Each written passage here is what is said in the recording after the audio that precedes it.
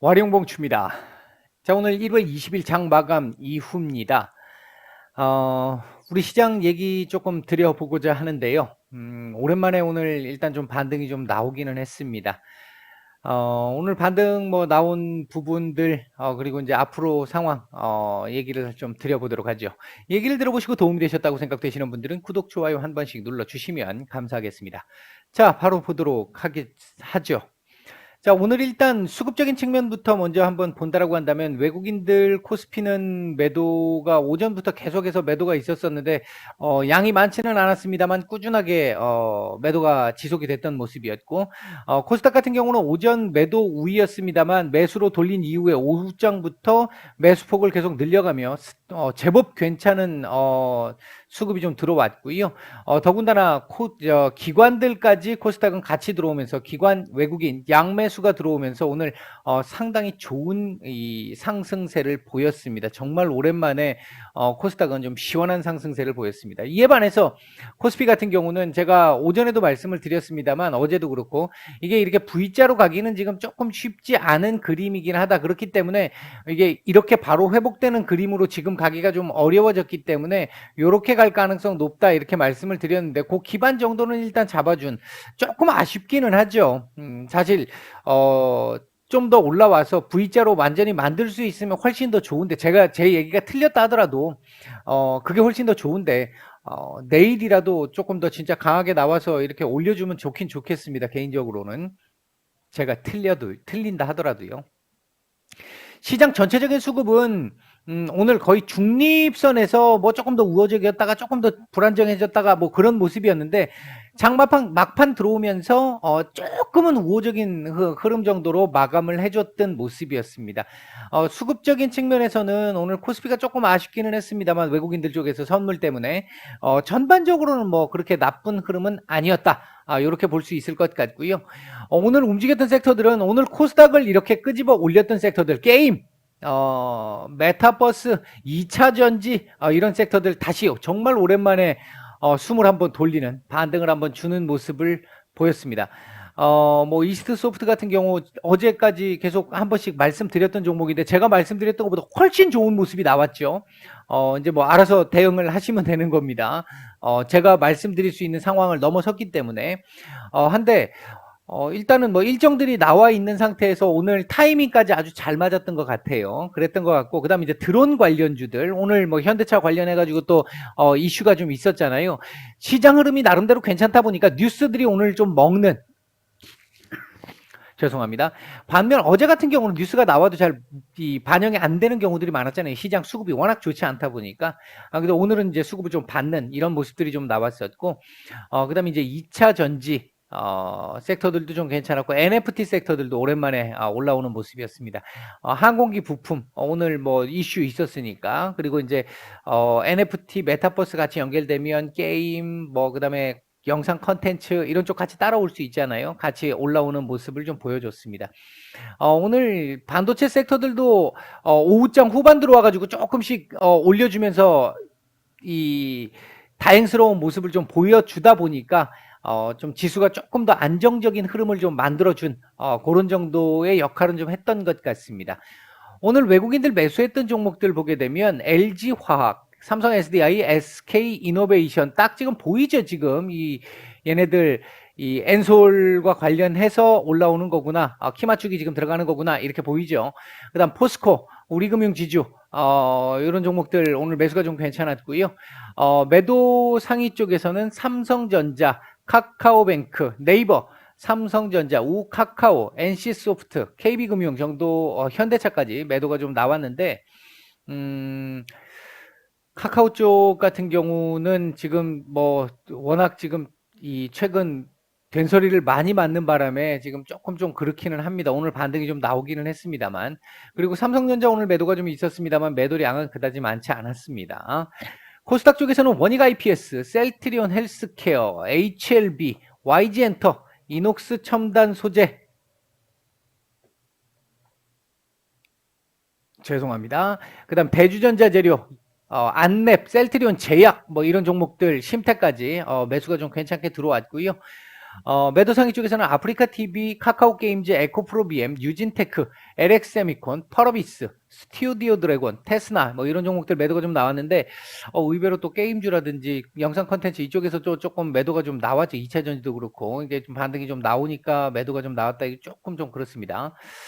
자, 오늘 그러면 시장이 왜 이렇게 반등이 나왔느냐? 오전에 조금 불안불안했는데 오전에 제가 말씀을 하나 잘못 드린 부분이 있었습니다. 말도 안 되게 100bp를 말씀을 드렸는데 10bp 오늘 올라왔고요. 중국 인민은행의 이제 유동성 확장 올라왔고요. 그 부분에 대해서 시장의 눈치를 초반에 죄송합니다. 이 시간만 되면 꼭 이 스팸 전화들이 좀 꼭 오네요. 시장에서 어떻게 반응할지에 대해서 이게 좀 눈치를 좀 봤던 것 같고요. 이후에 이제 조금 괜찮은 것 같아라는 상황들이 돌면서 아시아 증시 전반적으로 조금 올려주는 모습들이 나왔고 우리 시장도 그에 대한 오늘 우호적인 이 영향을 좀 받았던 하루였습니다. 이 생각해 보시면요. 지금 요즘 계속 며칠째 계속 제가 이 말씀 드리고 있습니다. 어제부터인가요? 말씀을 드리고 있습니다. 샤워기 얘기 계속 드리고 있는데 잘 한번 생각해 보세요. 중국이 이 긴축 정책을 언제부터 시작했냐면 작년부터 긴축 정책이 시작됐잖아요. 작년 하반기 들어오면서부터. 그러니까 중국은 작년 하반기부터 과열 증상들이 나타나기 시작을 했고, 그 다음에 이제 미국의 금리 인상 가능성 얘기가 나오기 시작을 하면서 미리 이 정책적 수단을 확보한다 뭐 이런 얘기들도 있었는데, 어쨌든 경기 과열 양상이 좀 보이기 시작을 하면서 이 공동 부유라는 정책적 기조 아래 규제 쪽으로 유동성 회수 이쪽으로 방향을 틀어서 이미 긴축 정책을 시작을 했잖아요. 작년에 그렇게 시작을 했는데 계속 밀어붙였단 말이죠. 계속 밀어붙이고 나다 보니까 지금 12월 정도쯤 들어와 가지고 어떤 상황이 나왔냐면 중국 경제 지표들이 갑자기 쫙쫙쫙쫙 돌아서기 시작하면서 둔화 양상들이 나타나기 시작을 했죠. 이 중국의 이 경제 둔화 상황이 나타나기 시작을 하다 보니까 지금 중국 입장에서는 유동성을 다시 풀 수밖에 없는 완화 정책을 쓸 수밖에 없는 상황이 지금 나오고 있는 겁니다. 이걸 잘 생각해 보셔야 돼요. 중국이 작년 가을 무렵부터 여름부터 그러니까 규제를 시작한 건 작년 5월부터였던 걸로 제가 기억이 나고 유동성을 회수하기 시작한 건 여름부터 회수가 시작됐다라고 기억이 나는데 그때부터 시작해서 7월 정도 이때부터 시작해서 회수가 되기 시작을 했는데 이렇게 되다가 이게 12월쯤 가니까 경기 둔화 우려가 나타나기 시작을 해서 이때부터 조금씩 완화 정책에 대한 얘기가 나오면서 완화 정책이 실제 나왔었죠 하나. 그리고 이번 달에 지금 두 번째 완화 정책이 나온 거예요. 그러니까 급하게 지금 또 이 뜨거운 물 붓고 있는 겁니다. 기존에 뜨거운 물 막 붓다가 작년 5월부터 차가운 물 팍 집어넣으니까 갑자기 식어버리죠. 급하니까 이게 아닌 게벼 하고 지금 다시 또 뜨거운 물 또 붓고 있는 거거든요. 더군다나 이건 지금 2월달 베이징 올림픽이 있고요. 그 다음에 10월달 시진핑 주석 그 3연임 또 관련된 내용들이 있고요. 중국 입장에서도 계속해서 쪼을 수가 없는 상황이고 지금 경제 성장률 자체가 확확 떨어지고 있잖아요. 이거 막으려면 지금 뜨거운 물 부어야 되는 상황이거든요. 그럼 지금 미국으로 돌아가 보자고요. 지금 현재 미국의 상황이 작년 중국의 전반기 상황과 비슷하다라는 거죠.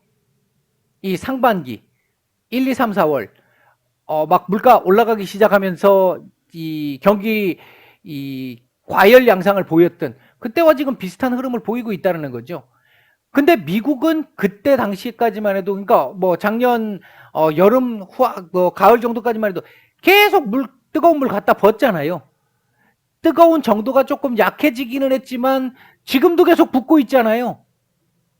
이거 이제 찬물 붓겠다라는 얘기인데 지금 뭐 큐티까지 얼음물까지 지금 대기를 해놓고 있는 상태잖아요. 그리고 뭐 지금 뭐 한 번에 50pp 얘기까지 나오면서 지금 진짜 얼음물 잔뜩 준비해놓고 찬물 붓다가 안 되면 얼음물까지 같이 불 수 있어. 이렇게 되면 또 어떻게 될까요? 몇 달 지나서 뭐 서너 달이야 차가운 물 딱 부으면 조금 미지근해지겠죠. 근데 그 몇 달 지나면 어떻게 될까요? 갑자기 또 물 식어버리죠. 그러면 어떻게 해야 됩니까? 지금 중국처럼 또 바꿔야 돼요. 이산이 아닌 개표 해야 된다는 거죠. 제가 지금 막 그 뭐 저보다 엄청나게 똑똑하신 분들, 미국의 이 엄청난 쟁쟁하신 분들이 계속 얘기를 하는 거라서 제가 뭐 그거에 대해서 어떻다 이렇게 말씀드리기는 좀 그렇긴 합니다만, 제 개인적인 생각은 이게 지금 당장 눈앞에 있는 게 뜨겁다고 해서 찬물, 너무 차가운 물을 한꺼번에 많이 버버리게 되면 몇 달 뒤에 또 그에 대한 문제점이 발생을 해서 오히려 연준 입장에서는 일관성을 잃어버리는 상황이 나올 수 있습니다. 인플레이션은 인플레이션대로 제대로 못 잡고, 조금 뭐 상승률은 둔화시키겠지만 제대로 못 잡고, 경기 둔화 조짐 나오기 시작하면 또 스태그플레이션 얘기 나올 수 있거든요. 그 상황 안 만들려고 하면 지금 조금 어려워도 버텨내야 되는 거죠. 그러니까 뭐 차가운 물 조금씩 버가면서 서서히 물을 중화시켜야 되는 거죠. 물론 그에 대한 변수는 11월 달 미국 중간선거가 있긴 합니다. 그 전까지 물가 안정을 어느 정도 만들어 놔야만이 이 중간선거에서 어느 정도 이 바이든 대통령이 이 민주당이 우호적인 결과를 만들어낼 수 있으니까요. 이게 전화가 자꾸 오다 보니까 저도 이게 죄송스럽습니다. 어쨌든 제가 일단 보는 시각에서는 그게 변수이긴 합니다만, 그러니까 이제 지금 총선이 변수이긴 합니다만, 미국 중간선거가 전체적으로 봤었을 때 갑작스럽게 너무 차갑게 가는 건 별로 좋지 않기 때문에, 그 부분과 관련해서 파월 의장이 요번에 FOMC에서 지금까지 뭐 나왔던 얘기들의 흐름들 뭐 그대로 나와주면 뭐 시장은 크게 문제 없으니까 그렇게 만들면서 지금 파월 의장이 지금까지 얘기했던 그 흐름대로 그대로 진행을 해주면 시장은 전혀 문제 없을 겁니다. 지금 여기서 지금 이미 충분히 매파적인 상황의 얘기까지 나오고 계획이 지금 나온 상태인데, 정말 거의 뭐 매를 넘어서서 이 대머리 독수리까지 나오는 이런 상황까지 만들게 되면 시장은 또 충격을 받을 수밖에 없을 것이고, 그렇게 된다고 한다면 그건 또 연준이 그것도 원하는 방향은 아니거든요. 일단 뭐 제가 보는 시각은 일단 그렇습니다. 그런 의미에서 놓고 본다라고 한다면 이번 FOMC 때까지 눈치는 봐야 되겠습니다만, FOMC를 기준으로 조금 변화를 줄 수 있는 상황이 나올 수 있을 것 같다. 뭐 변곡점이 될 수도 있을 것 같다라는 생각 오전에도 말씀을 드렸죠. 그 부분이 하나 있을 것 같고요.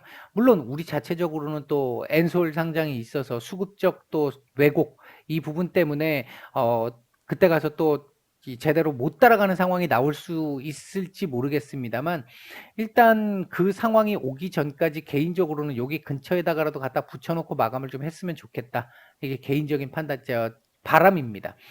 내일 아마 뭐 차트상으로 보면 내일 도지에서 뭐 양봉이 나온다 하더라도 약한 강보합권 정도의 상승, 그 정도쯤이 다일 것 같고요. 아니면 뭐 약간 좀 밀릴 수도 있습니다. 그러니까 추가적인 급등이 나오기는 지금 어려운 자리이긴 해요. V자 반등이 나오기는 어려운 자리이긴 한데, 이제 제가 틀리더라도 좀 바래 보는 거죠. 그래야 이후 조금 버티기가 좀 쉬워지니까. 일단 그런 정도 말씀드리고 오늘 이 시장 말씀은 여기까지 드리고 마치겠습니다.